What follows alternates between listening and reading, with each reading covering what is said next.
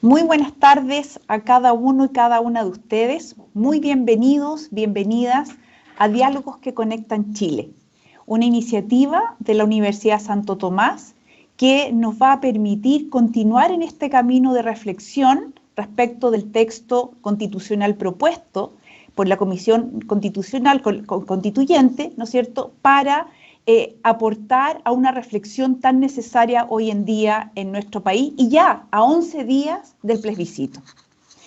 Me presento ante ustedes, yo soy Macarena Lucar, psicóloga, decana de la Facultad de Ciencias Sociales y Comunicaciones de la Universidad Santo Tomás.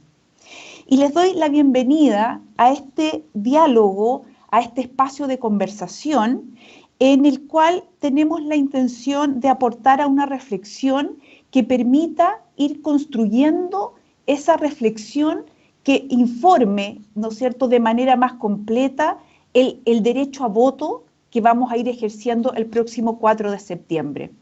Una reflexión que nos da la oportunidad de ir también construyéndonos en este ejercicio de ser ciudadanos y ser ciudadanos para contribuir a una sociedad que está hoy día en reflexión, en aprendizaje y también en tensión.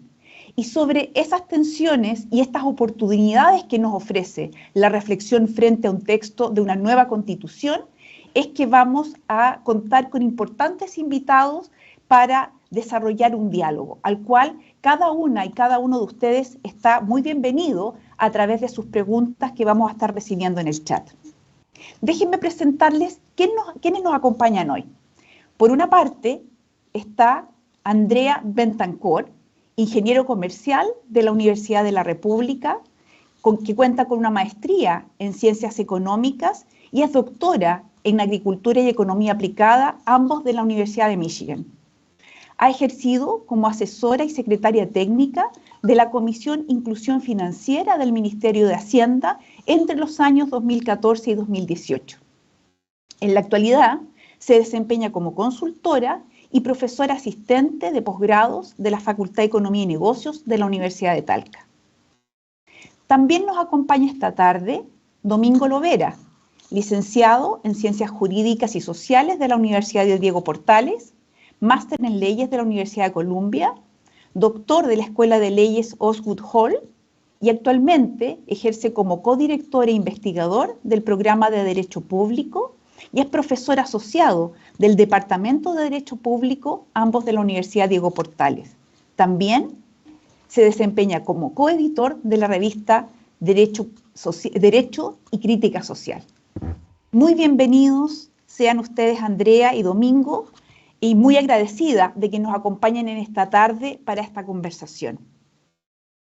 Partamos, Andrea, contigo para que nos puedas, ¿no es cierto?, compartir tus reflexiones sobre el foco que tiene esta conversación esta tarde, que es sobre derechos fundamentales, ¿no es cierto? El capítulo 2 de esta propuesta constitucional nos ofrece una serie de derechos y garantías que traen bastantes novedades. Pero también, y eso es uno de los puntos principales que queríamos aprovechar tu expertise, ¿no es cierto?, es de, bueno, lo que implica también bajar e implementar esta serie de derechos, ¿no?, de esta dimensión de la propuesta de constitución. El formato, para quienes no han conocido anteriormente, no han participado aún de estos diálogos, va a implicar en que tanto Andrea en primer término y luego Domingo, cada uno por 10 minutos nos van a presentar sus reflexiones. Y después de ello vamos a abrir entonces la conversación para intercambiar algunas ideas. Andrea, adelante. Bueno, primero que nada, muchísimas gracias por la invitación. Es un agrado estar acá conversando con ustedes. Y bueno, y esperemos que esta charla también motive la reflexión y sirva para divulgar y difundir información. Yo tengo un PowerPoint muy corto para lograr cumplir con el tiempo. Aún no lo veo en pantalla, si no me largo nomás. Ahí está. Muchísimas gracias. Bueno, antes de comenzar me gustaría decir que esta breve presentación está preparada a partir del estudio Estimación de Costo Fiscal Directo de la propuesta de nueva Constitución en el que trabajamos junto a Claudia Martínez, Guillermo Larraín, Rodrigo Valdés, Rodrigo Vergara y Gabriel Ugarte, es decir, un grupo transversal de distintas universidades y centros de estudio. En ese sentido, bueno, comenzando ya con la primera lámina, me gustaría, si pasamos, primero hacer una breve reflexión. Nosotros hacemos una estimación de gasto anual, es decir, gasto que se haría todos los años desde que la Constitución estuviese completamente implementada y en cumplimiento dentro de varios años. Para el costeo nosotros hacemos un cálculo de unos 10 años, pero quien quiera puede bajar las planillas de Excel y cambiar este cálculo a 20 años, a 5 años o a lo que estime pertinente. El hecho de que nosotros presentamos también las planillas Excel donde se pueden cambiar los parámetros y también los costos, porque hay personas que consideran que el valor de la hectárea quizás no es ese, o que tal prestación quizás debería tener un estándar más alto y debería asignársele más recursos por prestación, etcétera. Todo eso se puede cambiar en el Excel. Entonces, cuando uno piensa en gastos y piensa en política pública, es bueno tener en cuenta que la suma de este gasto actual, que ahora voy a comentar en un gráfico, está compuesta por un gasto recurrente anual, porque todos los años financiamos distintos tipos de subsidios para prestaciones, derechos sociales que se financian todos los años, eso es gasto recurrente. También hay un gasto administrativo de gestionar programas sociales, que también es todos los años, y como en estas políticas sociales, en estos derechos, por ejemplo en vivienda, venimos con un rezago muy grande y con un problema de stock que requiere cerrar una brecha antes de poder decir que la Constitución está implementada, digamos, y está garantizando esos derechos, tenemos una gran inversión que realizar en temas de conectividad, de vivienda, de listas de espera en salud, etcétera, ponerse al día, restitución de tierra, tal como lo establece la Constitución propuesta, eso implica ponerse al día y financiar y prorratear, porque sería muy complejo y no factible técnicamente realizarlo en un tiempo muy breve. Y eso es lo que decimos que lo prorrateamos nosotros en 10 años. Y eso se suma entonces al gasto incremental respecto a los presupuestos anuales que tiene el Estado, que significan entonces desembolsos todos los años. En la siguiente lámina tenemos la estimación. Entonces nosotros tenemos un escenario bajo y un escenario alto. Esto supone completo cumplimiento.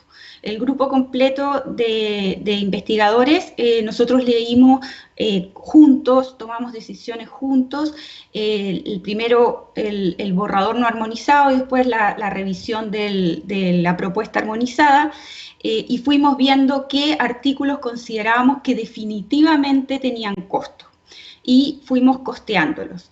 En esto quiero decir que el cálculo es bastante conservador e incluso hay algunos temas que no pudimos costear cuando no existe evidencia, no teníamos manera, algunos temas puntuales quedaron afuera.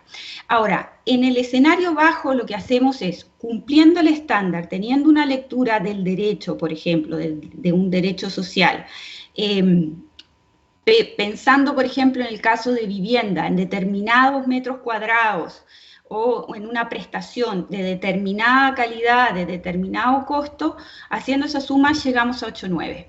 La diferencia con 14,12 es, por ejemplo, en vivienda, suponer algún metraje más alto o en una prestación un costo más alto, asumiendo 2 escenarios en cada uno de los artículos que tienen un costo, llegamos entonces al 14,9. Entonces, eso es un costo adicional todos los años en términos de puntos del PIB. Ya, es difícil de repente pensar qué son estos números y quizás para quien no está siguiendo esta información parece poco, porque 8,9, 14,2, ¿qué quiere decir esto? Entonces, si vamos a la siguiente lámina, para tener una idea, nosotros tenemos la reforma tributaria que se está en conversaciones y presentaciones actualmente, plantea una recaudación de 4,1. Y a nivel, digamos, bastante general en el sector, se estima que va a ser muy difícil lograr esa recaudación. Es una recaudación muy ambiciosa. Entonces, en la siguiente barra tenemos la reforma tributaria propuesta por la presidenta Bachelet, que fue de 3 puntos del PIB, pero recaudó, después de todas sus actualizaciones, mejoras, simplificaciones, etcétera, 1,5 del PIB, es decir, 1 punto. Esto entonces refleja el desafío que tiene para los próximos años lograr incrementar el gasto público, ya sea en el escenario bajo 8,9 o en el alto 14,2. Pero supongamos el bajo 8,9, es un desafío importante y un tema que nosotros creemos que es una contribución a la conversación, tener esta información para adecuar expectativas, hacer una conversación al respecto, plantear una priorización y una gradualidad. Porque es difícil financiar rápidamente 8,9 puntos del PIB. Se requiere una conversación, un nuevo pacto social donde reconozcamos que hay que pagar mayores impuestos en todos los segmentos, porque es difícil solamente cargando en algunos impuestos en los próximos años, tener esa mayor recaudación. Entonces hay temas de modernización del Estado para la provisión de estos derechos, hay temas de cambio de la estructura impositiva y hay temas también de recuperar ritmos de crecimiento superiores a los actuales, porque si no, verdaderamente no hay manera de hacerlo. Entonces, este tema de priorizar y fijar una gradualidad, una progresividad con instrumentos que posibiliten esta gradualidad y progresividad sin tener temas de judicialización, por ejemplo, sería súper importante. Nosotros no tenemos estimaciones ni tocamos temas de judicialización, por ejemplo, porque asumimos que el cumplimiento es pleno. Es decir, como hay cumplimiento, no se recurre a tribunal. Y ese es el costo del cumplimiento pleno. En la siguiente lámina, lo que tenemos es una división de este 8,9, si es que miramos siempre en cada uno de los capítulos la primera de las barras, para el lector, organizado según los capítulos de la Constitución. Entonces, eso te refleja que el capítulo 2, que es justamente el motivo de este conversatorio, es derechos fundamentales, es el que lleva una buena parte de ese gasto. Y lo bueno, creo yo, que como sociedad el cerco se ha movido y existe consenso de que muchos de estos derechos debe mejorarse la prestación, la garantía. Entonces, en eso me parece que hay un acuerdo transversal, así sea que después del 4 de septiembre estemos en una conversación sobre implementación o una conversación sobre una nueva propuesta y continuar este trabajo. Al parecer hay un consenso que se quiere avanzar en eso. Entonces, el cómo obtener, traer recursos, cómo modernizar el Estado y cómo crecer más para poder financiar esto es una discusión que es transversal, que no hay ninguna duda. Hay otros temas como los sistemas judiciales y etcétera, que también tienen un costo, pero realmente el grueso está aquí. En la siguiente lámina lo que tenemos es una presentación de estos derechos desglosados por cómo se presentan el gasto por componentes en la metodología internacional, que es lo que utiliza la Dirección de Presupuestos. No así los capítulos de la Constitución, sino lo que es usual. Protección social, salud, educación, con eso nos comparamos con países de la OCDE, con otros países de la región.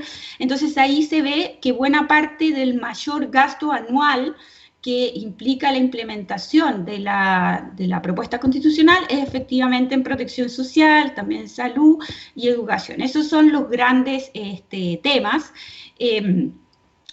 que vemos, que costeamos en la propuesta. A continuación, como protección social, es un tema que realmente tiene muchos componentes. La siguiente lámina presenta la descomposición de protección social de manera porcentual, que vimos que era como un poco más de 4 puntos del PIB, uno pregunta, bueno, ¿pero qué es protección social? Y ahí tenemos que derecho a la seguridad social, donde está el tema de pensiones, pero también algunas otras prestaciones, el tema de cuidado, el tema de restitución de tierras, los temas de infancia, los temas de discapacidad, son temas grandes, así como también, bueno, empezamos después a sumar algunos otros más pequeños, derecho a la conectividad digital, al mínimo de energía que aparece en el capítulo, interculturalidad y plurilingüismo. Hay distintos componentes, pero hay unos que son grandes, que son, por ejemplo, el azul, el verde, que son importantes, que nos reflejan lo que es protección social.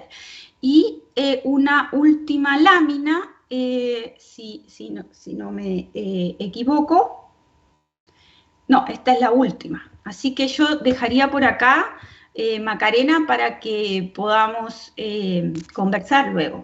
Perfecto. Y muy bien en el tiempo además, Andrea, así que muchas gracias. Perfecto.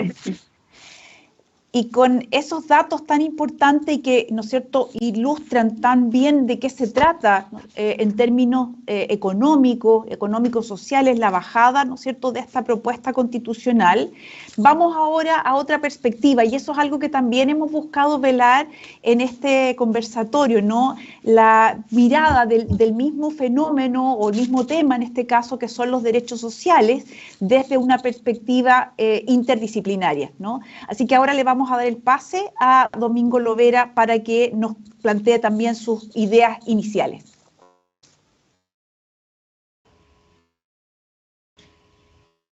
Hola Macarena, muchas gracias a la universidad por la invitación y un gusto estar con Andrea compartiendo el panel. Tengo efectivamente una presentación a partir no sé si se ve bien la presentación. Se ve muy bien. Falta ponerlo en modo presentación solamente.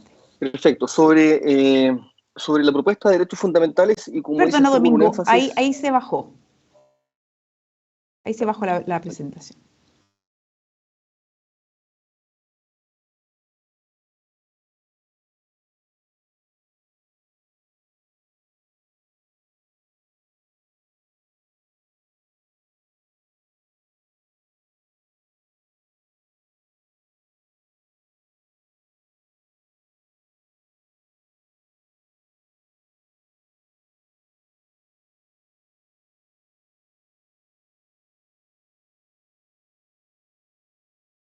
¿Ahí la puedes ver? Ahí la vemos nuevamente. Está perfecto. Y te voy a decir que no te voy a penalizar con ni un segundo por este impasse técnico. Sí, no sé por qué he salido a otra ventana. Bueno, como decía, una propuesta sobre una presentación breve y voy a dejar lanzados algunos puntos solamente para que después los podamos abordar con más detalle sobre la propuesta de derechos fundamentales con énfasis en derechos sociales. Quisiera hacer un par de cositas muy breves sobre el modelo de derechos fundamentales en general en la propuesta de nueva Constitución, que tiene una serie de características interesantes. Primero, hay mucho del lenguaje de los tratados internacionales sobre derechos humanos. Yo creo que aquí la propuesta, en algún sentido, no hace más que recoger prácticas internacionales en materia de reconocimiento de derechos y los estándares del derecho internacional de los derechos humanos, como digo, están allí. En el caso de la propuesta opta por elevar a rango constitucional los tratados de derechos humanos, los principios generales del derecho internacional y los del derecho consuetudinario. Luego hay una serie de disposiciones transversales, esto es, válidas y aplicables para todo tipo de derecho fundamental reconocido en la propuesta de nueva Constitución. Por ejemplo, hay normas relativas a la titularidad de derechos fundamentales, es decir, quiénes son los que pueden reclamar y quiénes son, en definitiva, beneficiarias y beneficiarios de derechos fundamentales. Esto lo encuentran en las normas del artículo 18, tratándose de personas naturales, o el artículo 66, por ejemplo, respecto a titularidad colectiva de ciertos derechos fundamentales en el caso de pueblos y naciones indígenas. Hay también obligaciones estatales generales en materia de respeto, protección y garantía, la nomenclatura tradicional con la que se expresa el derecho internacional de los derechos humanos, pero también la experiencia constitucional comparada, esto es, obligaciones del Estado de no el mismo afectar derechos fundamentales, de proteger, es decir, de crear un entorno que permita la satisfacción de los derechos económicos, sociales y culturales, y la garantía, esto es la provisión directa en algunas ocasiones por parte del Estado de prestaciones en materia de derechos fundamentales. Y luego una serie de principios novedosos en el constitucionalismo comparado y desde luego también en nuestra tradición constitucional, que yo creo que dialogan muy bien con lo que Andrea presentaba antes, ¿no? Relativos a la progresividad en la satisfacción y el cumplimiento de los derechos fundamentales, ojo, de todos los derechos fundamentales, ¿no? No regresión, esto quiere decir que llegado a un cierto nivel de desarrollo en materia de prestaciones sociales o en materia de prestaciones en derechos fundamentales, el Estado tiene que dar muy buenas razones para volver atrás, ¿no? Una vez que ha alcanzado, como digo, un cierto nivel de desarrollo, y un principio de responsabilidad fiscal, por supuesto, que gobierna las acciones del Estado, no solamente en materia de provisión de derechos fundamentales, sino que en materia general, que en todo caso también es aplicable a la satisfacción de derechos fundamentales, ¿no? Entonces, como ustedes ven ahí en el artículo 20 de la propuesta, el Estado debe adoptar todas las medidas necesarias para lograr de manera progresiva la plena satisfacción de los derechos fundamentales. Ninguna de ellas podrá tener un carácter regresivo que disminuya, menoscabe o impida justificadamente su ejercicio. Y el principio de responsabilidad fiscal, conforme al cual las finanzas públicas se conducirán conforme a los principios de sostenibilidad y responsabilidad, los que guiarán el actuar del Estado en todas sus instituciones y en todos sus niveles. En materia de derechos civiles y políticos, no quiero dejar de mencionarlo, ojo, derechos que por supuesto también descansan en los recursos que el Estado pueda disponer. No hay ningún derecho, ni civil y político, desde luego tampoco los sociales, que el Estado pueda estar en condiciones de satisfacer, de garantizar y de proteger, si es que no cuenta con recursos económicos lo suficientemente robustos como para poder hacerlo, ¿no? Y eso yo creo que explica por qué el principio de responsabilidad fiscal y el de progresividad y no regresión es un principio válido para todos los derechos fundamentales. En materia de derechos civiles y políticos se reconocen los derechos clásicos en materia de derechos individuales fundamentales. Hay algunas innovaciones que estaban presentes desde largo ya en el constitucionalismo comparado y respecto al cual Chile estaba muy retrasado. Es lo que ocurre, por ejemplo, con el reconocimiento de derechos a ciertos grupos sociales, por niños, niñas y adolescentes. Todos los países de la región, salvo Uruguay y Chile, no contienen alguna mención a infancia en sus decisiones constitucionales, a personas mayores y, por supuesto, a pueblos indígenas. Otra vez ahí, solo Uruguay y Chile de la región todavía presentan esquemas constitucionales sin referencia alguna a pueblos originarios. Un capítulo tercero completo referido a derechos del medio ambiente, o el constitucionalismo medioambiental, como se lo ha venido a denominar, y un capítulo, el cuarto, relativo a derechos sobre participación democrática, que probablemente son estas dos últimas algunas innovaciones, ya no solo a la luz de nuestra propia historia y tradición, sino que también a la luz de la experiencia comparada. Desde luego en materia medioambiental, donde la propuesta de constitución, pero luego ustedes podrán revisar algunas otras conversaciones, la propuesta ha recibido, la verdad, que bastantes elogios por colocarse, o al menos como lo dijo alguna profesora canadiense, ¿no?, como la punta de lanza de las regulaciones en materia de constitucionalismo ambiental. Y por supuesto también derechos sociales, ¿no? ¿Qué podríamos decir en materia de derechos sociales? Yo quisiera justificar brevemente por qué una constitución y un Estado debe reconocer derechos sociales. Las constituciones, todo lo que suele decirse, ¿no?, distribuyen poder y lo hacen no solamente de manera vertical, es decir, salvaguardándonos a nosotras, las personas, frente a intromisiones estatales, sino que también lo hacen a nivel horizontal. Y una de las formas a través de la cual la Constitución distribuye poder, no solamente en materia de ejercicio del poder por sus órganos, es reconociendo derechos fundamentales. Por ejemplo, reconoce derechos civiles y políticos que nos permiten tener poder sobre el Estado, derecho a sufragio, derecho de reunión que nos permite protestar, o iniciativas populares de ley, por ejemplo, son todas ellas derechos fundamentales que nos permiten tener control sobre el poder del Estado, y también derechos individuales que permiten que las personas podamos configurar nuestras propias vidas al margen de la intromisión estatal. Los derechos sociales lo que vienen a hacer es a proveer de condiciones materiales que permitan justamente que tenga sentido o que podamos ejercer esos derechos civiles y políticos. Buscan asegurar una ciudadanía igualitaria y buscan en consecuencia permitir que las personas podamos mirarnos a los ojos sin tener miedo a represalias o algún tipo de consecuencias negativas para nuestras vidas. Sin derechos sociales no hay prácticamente forma de que el ejercicio de los derechos civiles y políticos sea significativo, o será significativo únicamente para aquellos y aquellas que pueden costearse los costos materiales de vida. De hecho, esta es la pregunta que se hacía el presidente Ricardo Lagos en el 2005, a propósito justamente de la presentación de un set de reformas constitucionales que fue bastante mezquino en materia de derechos. Preguntaba, ¿de qué sirve tener libertades de pensar, de expresarse, de reunirse, de emprender, de adquirir y disponer la propiedad de toda clase de bienes para personas que viven en condiciones de pobreza extrema? La propuesta que yo hace en materia de derechos sociales, y destino a esto los últimos 3 minutos de esta breve presentación inicial. Primero, parte, como ustedes saben, reconociendo a un Estado social de derecho, que diríamos es una fórmula que permite o permitiría dejar atrás al modelo de Estado subsidiario que se encuentra recogido, aunque no mencionado expresamente, pero yo creo que no hay ningún lugar a dudas respecto a esto en la práctica constitucional chilena, al Estado subsidiario, ¿no? Y reconoce entonces este rol más protagónico para el Estado, de nuevo, no en la provisión directa de bienes sociales, pero sí en la regulación de la provisión de los derechos sociales. En materia de derechos, acompaña esta fórmula general del Estado social de derechos con una especificación de una serie de otros derechos repartidos a lo largo del capítulo segundo. ¿Serán muchos derechos? Bueno, la experiencia comparada dice que acá, en el caso de Chile, es bien curioso lo que pasa, ¿no? Porque nos estamos colocando al día en lo que era el día de 1980, ¿no? Esto es raro, ¿no? Nos estamos colocando en el 2022 al día de lo que pasaba en 1980, por dar un solo ejemplo, el derecho a huelga, y por supuesto que estamos avanzando en el reconocimiento de algunos otros derechos que, sin embargo, la experiencia comparada y sobre todo en la internacional ya han venido decantándose desde largo tiempo, como ocurre, por ejemplo, con el derecho al agua y al saneamiento. En materia de implementación, el modelo de propuesta constitucional descansa, como no podría ser de otra forma, en un sistema mixto en el que policéntricamente, por decirlo de alguna manera, intervienen una serie de actores, el sistema político, el sistema judicial que le cabrá algún rol, y también las defensorías en materia de derechos. Yo diría que el modelo de derechos sociales que consagra la propuesta de nueva Constitución arranca de una buena intención, y no lo digo en términos naif, sino que una buena intención que conecta con lo que eran las demandas populares que se expresaron, bueno, durante el estallido, pero desde luego desde mucho antes.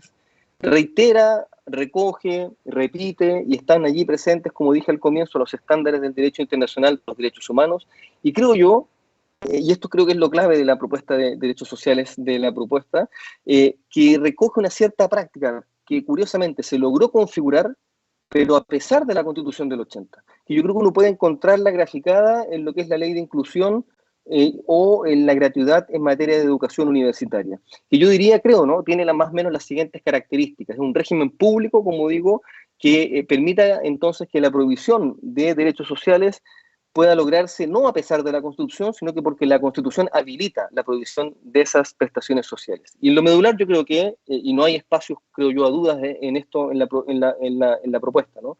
Que es un régimen de provisión mixta, o sea, que descansa tanto en prestadores públicos como privados, que descansa en un régimen legal común, esto es lo que se denomina el régimen público, que sería el régimen legal respecto al cual el Estado tiene la función de rectoría y, por supuesto, como poder legislativo de establecimiento, con financiación pública como punto inicial, pero con eventual financiación particular. Esto es muy claro en materia de salud, por ejemplo, donde la cotización sería solo eventual y establecida por la ley, y está también presente en el caso de la seguridad social, donde se define este modelo mixto de provisión, digamos, por parte de empleadoras, empleadores, trabajadoras y trabajadores, y también fondos públicos. Y esto, claro, y con esto termino, debiera empujar a una suerte de reconfiguración del digamos, esquema de prestadoras privadas, ¿no? En materia de prestaciones sociales, como las ISAPRE o las AFP, que yo creo que sería no tan malo en la medida que podrían sincerar completamente el hecho de que se van a tratar de aseguradoras, ya sea de prestaciones sociales o de prestaciones en materia de salud, que justamente les permite, como digo, presentarse de buena fe, ¿no? Y derechamente como aseguradoras que ceden en alguna medida el espacio para que otros prestadores públicos y privados, yo creo, más o menos como ocurre hoy día en materia educacional superior, puedan participar también de esa provisión de bienes sociales. Estoy pasado en el tiempo, así que me quedo hasta aquí, Macarena. Muchas gracias. Muchas gracias, Domingo. Muy interesante, muy complementaria, me parece también la presentación a la luz de lo que ya nos compartió como ideas y como primera, ¿no es cierto?, abordaje Andrea. Y yo también, ¿no es cierto?, había compartido algunas preguntas con ustedes a propósito de ir intercalando estas perspectivas, ¿no? Ahí quería aprovechar, a propósito de lo dicho por Domingo, Andrea, y tú también lo mencionaste, ¿no? Por una parte tú abordaste la pregunta de que si estos eran muchos derechos, ¿no es cierto? Yo te lo mencionaba, aquí leyendo el texto yo identifico 57 derechos sociales y tú también mencionas al poner cuantía a los distintos capítulos de esta propuesta constitucional, que es ahí donde estaría la mayor inversión necesaria de parte del Estado. Pero la pregunta de que si son muchos derechos sociales tiene que ver por una parte con esto de poder como el Estado hacerse cargo de ellos y aprovechando desde esa lógica ir metiendo en este último punto que también nos compartía Domingo, ¿no? Que es el cómo hacerlo. ¿Ya? Y ahí nos resultaría, yo creo, súper interesante tu propia aproximación del cómo. Espérame, tienes que habilitar el micrófono.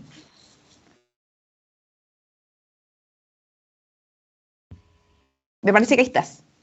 ¿Estoy? Sí. Ya, es que aprieto y demora ¿me están escuchando? ¿Sí? Perfectamente, ya. Sí. Perfecto. Bueno, son varias, así que si me olvido de algo, tú me lo vuelves a decir. Pero en principio, sí son muchos. Efectivamente son bastantes. Yo creo que es una constitución que consagra, garantiza muchos derechos.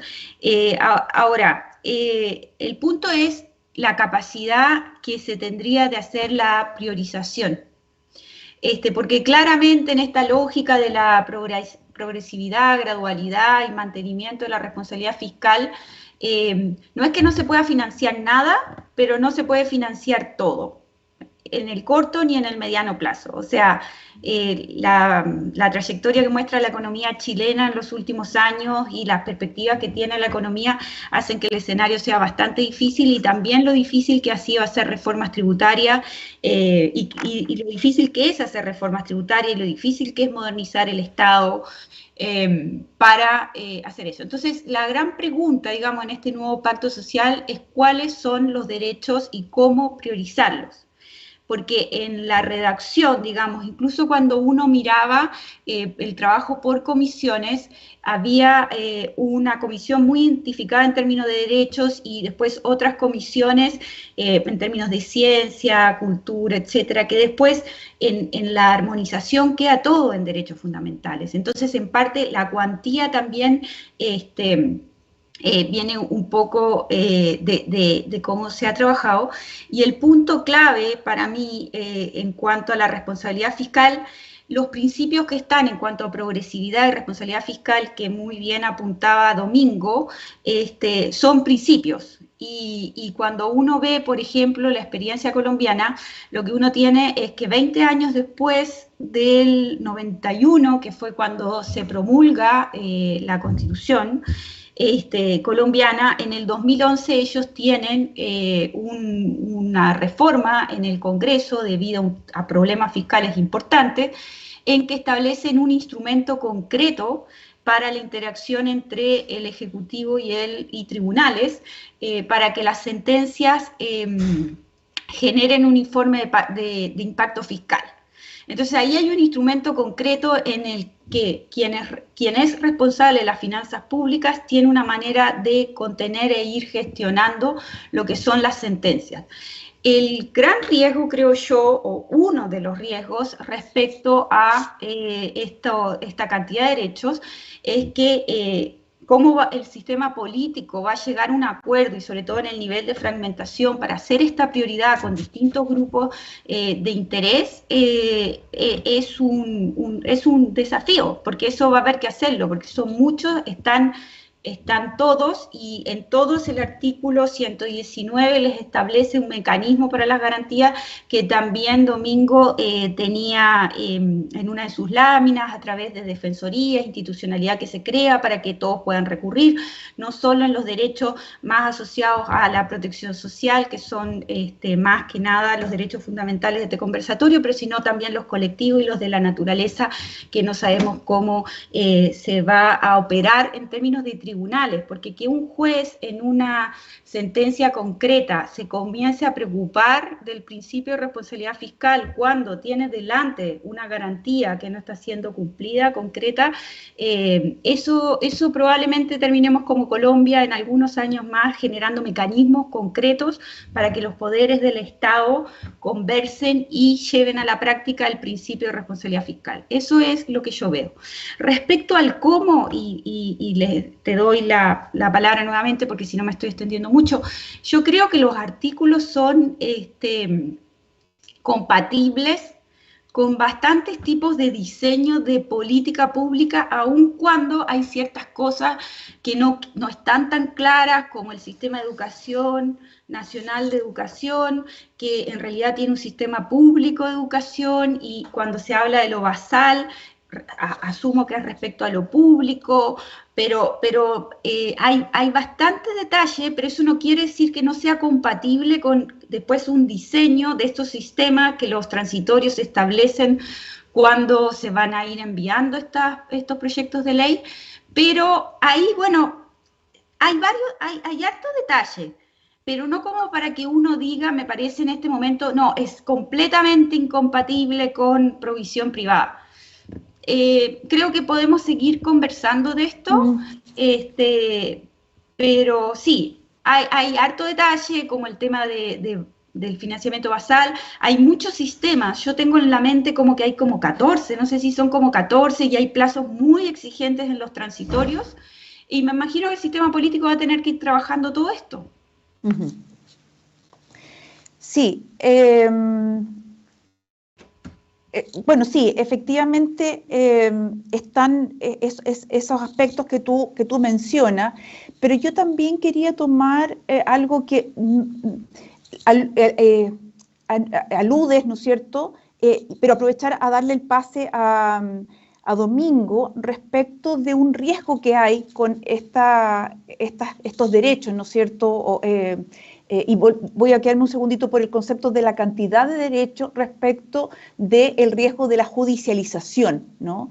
Es también un aspecto que asusta, ¿no? Que uno pudiera decir, bueno, nos vamos a pasar para poder ponernos al día respecto de estas garantías y derechos, ¿no?, en los tribunales, si efectivamente el Estado no empieza a responder de acuerdo a las expectativas que se van generando, ¿ya? Entonces, quería que pudieras abordar ese aspecto, ese riesgo, Domingo, pero pensando también y cruzándolo con algo que tú mencionabas, que al mismo tiempo esta declaración que se nos presenta, esta propuesta, es ponernos al día, ¿no?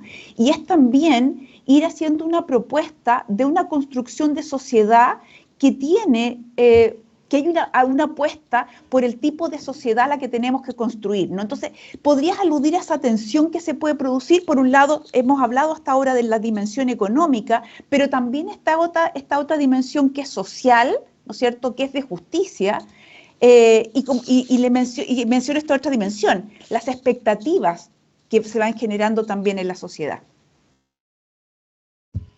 Súper, me parecen súper buenos puntos, Macarena. A ver, yo quiero insistir en un punto. Yo creo que, claro, si efectivamente uno revisa la propuesta de nueva Constitución, aparecen muchos derechos. Yo creo que tiene una explicación que es menos, y por favor, yo no estoy colocando palabras en boca de nadie, pero yo creo que es menos dramática de lo que se ha dicho en otros foros, de hecho. Pues yo, de hecho, comparto mucho lo que ha dicho Andrea respecto a progresividad y cumplimientos, y quería decir un par de cositas solamente sobre ello. Yo creo que en la propuesta de nueva Constitución, Macarena y Andrea, la Convención tendió a especificar, ¿no?, muchos derechos que quizás en otras experiencias suelen estar amparados quizás en una gran definición. Fíjate que esto pasó tanto en materia de derechos sociales como en materia de derechos civiles y políticos. Pero se trata ya de derechos que de un tiempo se han venido también reconociendo en nuestro propio esquema constitucional. Voy a mencionar un solo ejemplo, el derecho a la identidad de género, por ejemplo, que en otras latitudes es uno que se construye sobre la base de la autonomía, de la libertad o de la privacidad, ¿no? Pero que aquí se menciona expresamente, ¿no? Y uno diría, bueno, ¿cuáles son las razones por las que se menciona expresamente? Yo creo que el caso Roe v. Wade y la revocación de los derechos sexuales y reproductivos de las mujeres en Estados Unidos da cuenta de ello, que muchas veces el reconocimiento expreso de derechos, aunque sea detallado de manera que parece demasiado específica y engorrosa, tiene algunos impactos no solamente simbólicos, sino que también prácticos en la defensa de los derechos, ¿no? Pero de hecho el mismo derecho a la identidad de género, por volver sobre el ejemplo, ya había sido reconocido como un derecho fundamental implícito por el Tribunal Constitucional. Entonces yo creo que la Convención más bien hace un checklist y le confiere a cada derecho su propio, digamos así, espacio en el reconocimiento constitucional, y efectivamente eso hace que entonces la lista del capítulo segundo sea bastante generosa, ¿no?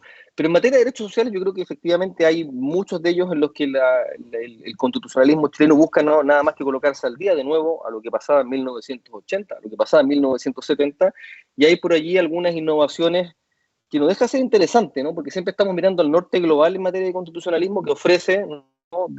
Se ofrece desde el sur global en materia de derechos sociales. Yo estoy muy de acuerdo con lo que dice Andrea. Efectivamente los principios de progresividad y responsabilidad fiscal son principios, pero de ello no se sigue, aunque no digo que esto lo haya dicho Andrea, que no vayan a tener ningún impacto en la práctica. Y de hecho yo creo que es muy interesante lo que ella sugiere a propósito de la experiencia colombiana, cómo esos principios quizás también sería bueno, y yo creo que esto es un desafío que tenemos como comunidades políticas y como comunidades jurídicas también, que sería bueno que pensáramos que estos principios le hablan también al poder político y no solamente al poder judicial. Si yo creo que uno de los grandes problemas que tiene el constitucionalismo hoy día es la de entregarle la Constitución al mundo jurídico, a las cortes, a los jueces y a las juezas, y prácticamente blindarlo de las demás intromisiones, cuando los asuntos son más complejos. Como dice Andrea, en materia de prestaciones sociales es imposible, es iluso y de hecho es inadecuado técnicamente que no prestemos atención a lo que las demás disciplinas, a lo que los demás actores políticos y las actoras políticas tienen que decir respecto a la implementación de políticas tan transversales y tan estructurales como la de los derechos sociales. Y yo creo que hay margen por el reconocimiento de esos principios para que eso ocurra acá.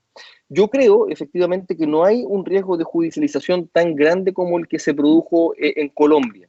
Y lo creo porque yo creo que las interpretaciones que uno tiene que ofrecer de la propuesta constitucional tiene que ser una que pueda dialogar con nuestra propia historia pasada, digo, jurídica y constitucional, pero también situarse en un entorno de experiencias comparadas que muestran que hay ciertos espacios en los cuales puede producirse una eventual judicialización y hay otros en los cuales no.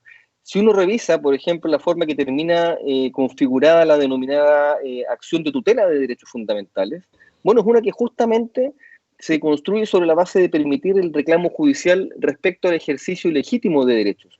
Ahora, nuestros tribunales y la experiencia comparada ha sabido, por ejemplo, calibrar cuándo se configura efectivamente esa hipótesis que te permite reclamarla judicialmente.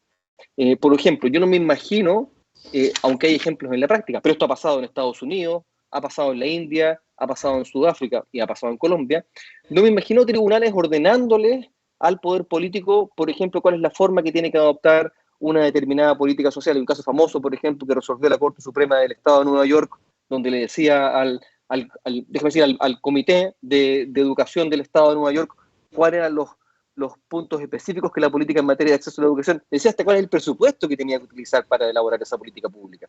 En Chile no hemos tenido casos de ese tenor, y de hecho los casos más complejos en esta materia son los que se han verificado, de hecho, en el último tiempo y con la actual Constitución en materia de acceso a medicamentos especialmente costosos, y son casos casi todos típicos, ¿no? De casos dramáticos en verdad de niños, niñas, muy pequeños con espina bífida que tienen que acceder a este medicamento costoso, donde la Corte básicamente lo que hace, bueno, es ordenar el pago y la provisión de ese medicamento especialmente costoso, pero más allá de eso de meterse como a elaborar una política pública, lo hizo alguna vez la Corte Constitucional colombiana en materia de desplazados, ¿no? No creo que haya espacios para ello por la forma en la que está configurada la tutela, ¿no? Más bien pensada como una acción que busca remediar la eventual autotutela entre las personas respecto a lo que ellas consideren que sea una infracción de derechos fundamentales. Por último, porque también me pasa en el tiempo, Macarena, Yo creo que habría digamos, tener un punto de partida respecto a la pregunta sobre que si se configura un nuevo tipo de sociedad, porque yo creo que hay sociedades generosas en materia de prestaciones sociales universales, pero quizás no son muy distintas al tipo de sociedad que pensamos si estamos mirando a la forma en que funciona el sistema económico, a las posibilidades de emprendimiento o a las posibilidades de que los y las particulares puedan seguir emprendiendo actividades económicas, quizás en ámbitos distintos a los de las prestaciones sociales o participando del régimen público, como yo creo que más bien debiese organizarse el modelo a la luz de la propuesta de nueva Constitución. Perfecto, y ahí tú nos devuelves, ¿no es cierto?, esta mirada que necesariamente requiere de un lente que permita quizás sentirse tranquilo frente a la complejidad de lo que son estas materias que estamos discutiendo, y especialmente la mirada esta de una construcción de sociedad a partir de los lineamientos que se derivan de una constitución. Quisiera recoger un par de preguntas que nos han llegado y que una de ellas nos va a llevar quizás nuevamente a la reflexión respecto del financiamiento, ¿no?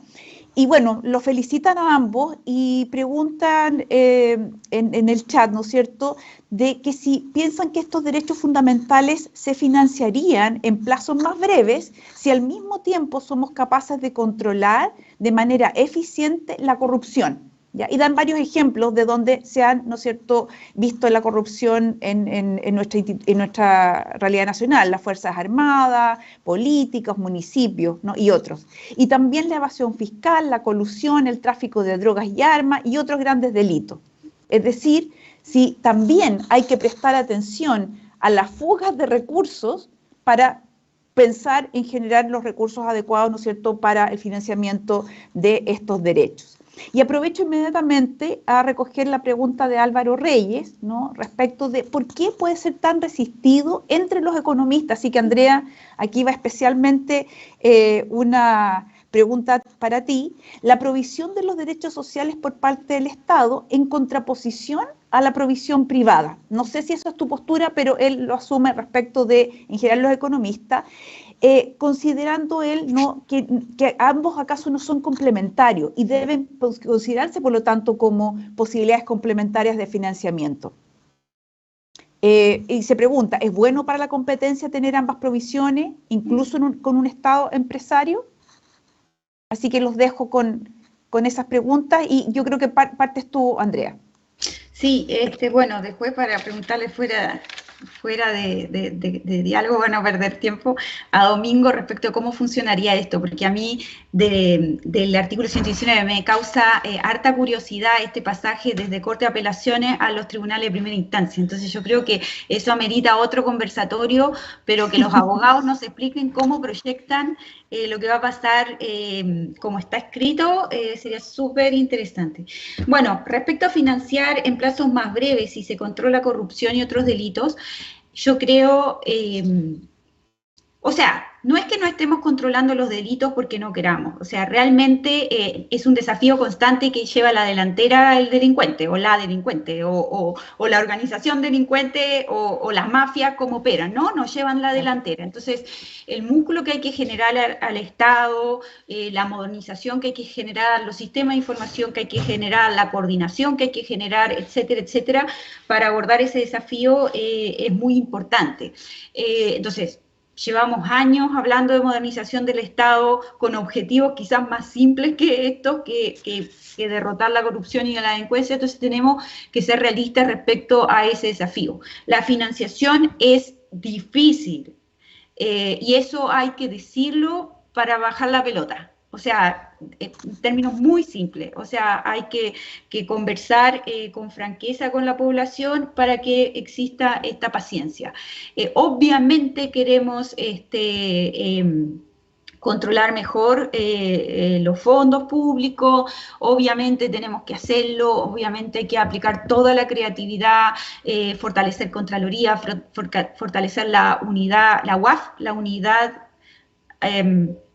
seguimiento financiero, la A no me acuerdo por qué era, pero todo lo que es, bueno, y en materia tributaria se están haciendo cosas respecto a quiénes son los dueños de la organización, el seguimiento de los dineros, el follow the money, como dicen, y todo esto, pero es tremendo desafío. Entonces no creo que seamos en el corto plazo capaces de hacer un ahorro tan significativo como para los montos que aquí estamos hablando.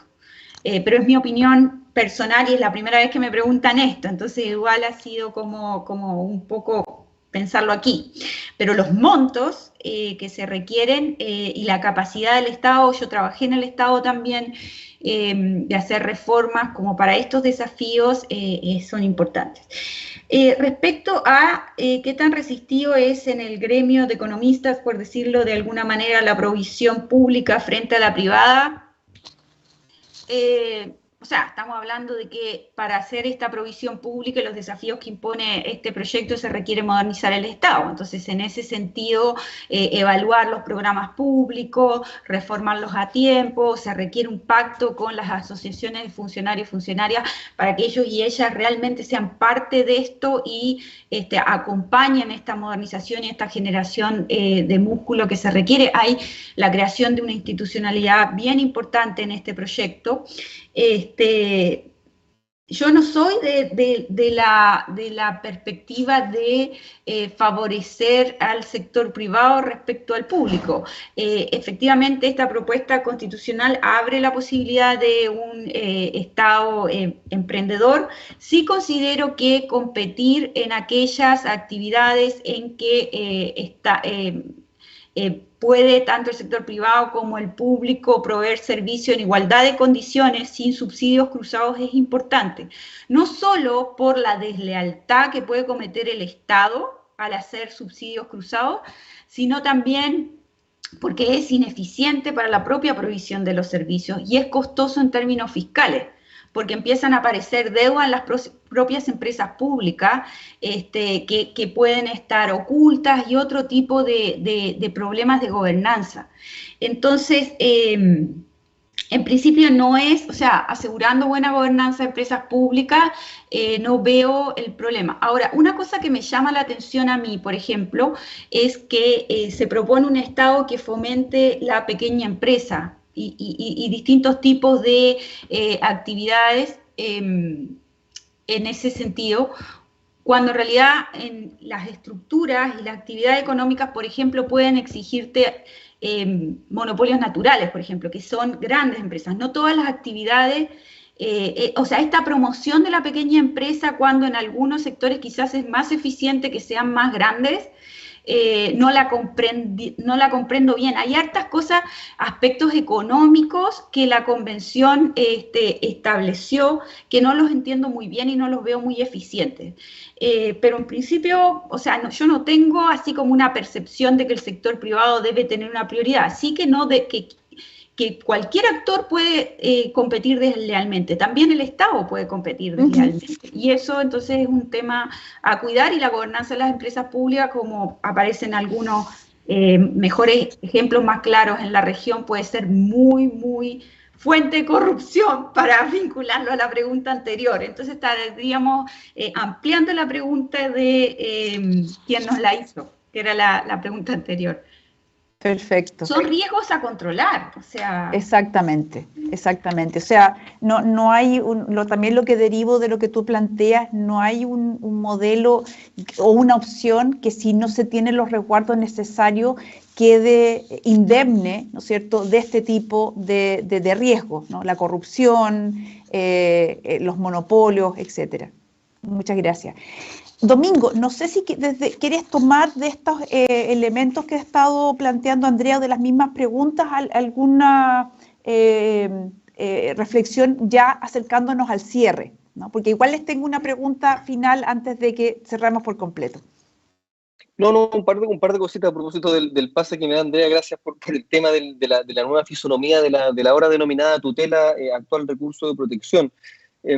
No quisiera dejar de mencionar que los tribunales, tanto en Chile como en el mundo, estoy pensando a propósito de esto de personas que eventualmente, que lo escuchaban en algunos foros, ¿no?, saldrían algo así como corriendo a presentar tutelas el día 5 de septiembre, digámoslo así, para para reclamar derechos sociales, los tribunales han sabido ir configurando una serie de doctrinas bastante sanas, ¿no? Respecto a cuáles son el tipo de casos que los tribunales están en condiciones de recibir y de decidir y cuáles no. Y hay muchos de ellos, por ejemplo, que podríamos agrupar bajo de una doctrina que se ha denominado de cuestiones políticas, en las que los tribunales han sabido que no pueden, y no son los protagonistas en una democracia, darle órdenes de política pública, por ejemplo, a los órganos representativos del Estado. Esto no quiere decir que las sentencias de los tribunales no provoquen consecuencias o traigan algún impacto en política pública, pero sí que no son los indicados para desde allí promover políticas públicas y para empujar a los órganos representativos en una cierta dirección. Y yo creo que eso es compatible, y no sé si Andrea estará de acuerdo conmigo, con que las autoridades, en definitiva, políticas, que yo creo que son las que están mejor posicionadas y legitimadas para la realización de los derechos sociales, puedan ir tomando estas decisiones de preferencia, de prelación y de ordenación definitiva de cómo van a ir bajando las políticas públicas en materia de prestaciones sociales, ¿no? Eso es parte del desafío que tiene quien gobierna. Yo por eso no me dedico al gobierno y, bueno, y por supuesto responder políticamente por la forma en que la ciudadanía evalúe que lo están haciendo. Luego diría, a propósito de lo que comentaba Andrea, con lo que me pliego completamente, que es cierto, ¿no? Yo entiendo que hay algunas regiones en las que Chile está al debe respecto a recaudación, y tiene que ver no tanto con si hay o no una reforma, sino que qué tan eficiente es el Estado de Chile en ir logrando hacer que su esquema de tributación tenga un correlato entre lo que dispone y lo que termina ocurriendo finalmente en la práctica. Pero sí diría que desde el punto de vista del derecho o desde el derecho, lo que tratamos también de hacer es un poco ampliar la mirada y mirar un poco más allá de los recursos económicos y que es algo que de hecho el derecho internacional de los derechos humanos promueve, ¿no? Y hacernos preguntas de por qué hay otros ámbitos de otros recursos en los cuales hemos avanzado poco, ¿no? Por ejemplo, en materia de investigación y desarrollo, ¿qué tanto ofrece Chile o qué tanto hace Chile para buscar nuevas tecnologías que permitan también que la prestación social sea una que pueda ser más eficiente o llegar mejor en definitiva a las personas? Y claro, y por último, yo también estoy tentado de devolverle una pregunta a Andrea relativa a cómo evalúa ella los índices de gasto social hoy día en Chile en comparación con lo que uno ve en otros países. No estoy pensando en Francia o en Finlandia, pero quizás en Polonia o en Portugal, que tienen unas tasas de gasto social por sobre el 20%. Y no digo que, claro, la decisión, porque por supuesto nadie lo piensa así, sea simplemente saltar ese 20%, pero quizás cuánto margen habría para que nosotros nos moviéramos también un poco más hacia allá. Sí.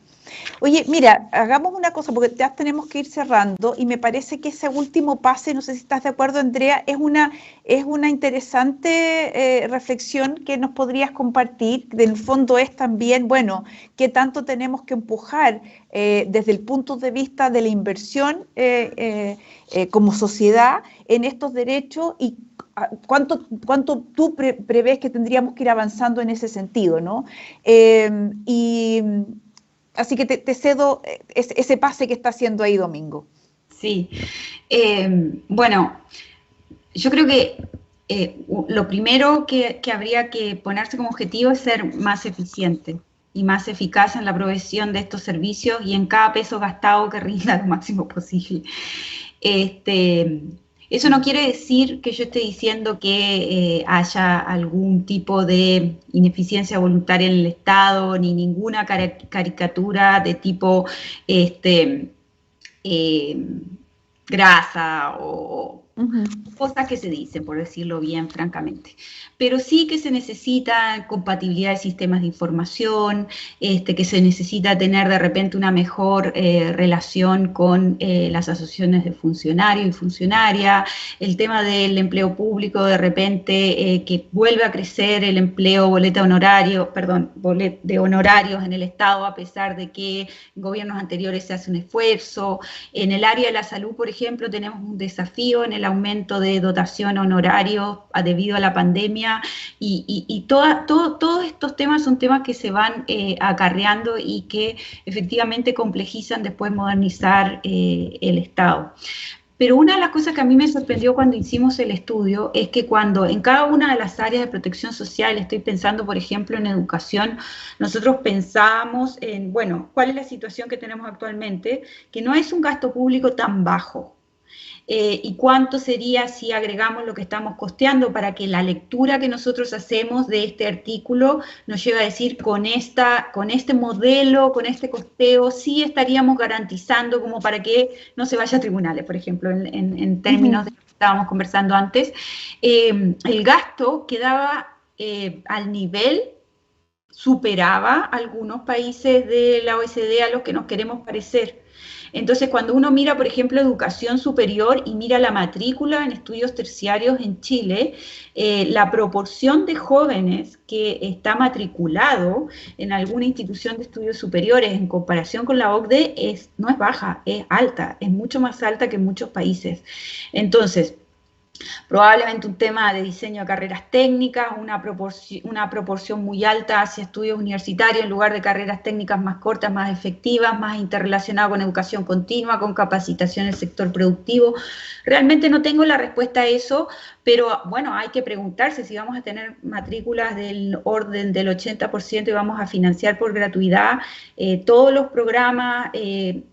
¿Cómo vamos a hacer para certificar calidad? Porque son recursos públicos. Entonces, no es que el gasto social en esta área quede bajo después de las mejoras que propone esta Constitución. Por el contrario, en algunas áreas a mí me sorprendió lo alto.